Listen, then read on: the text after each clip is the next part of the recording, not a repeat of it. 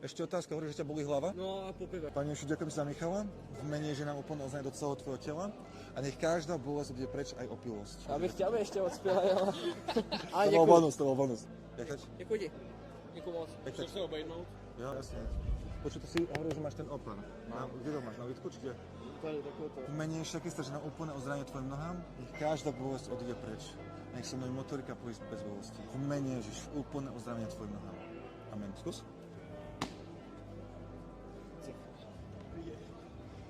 To sú znamenia, aby ste vedeli, že to je realita, čo vám hovorím. Okay. Že to nie je niečo, čo som si ja vymyslel.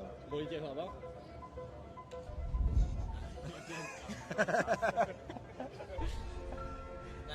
Nepil si veľa.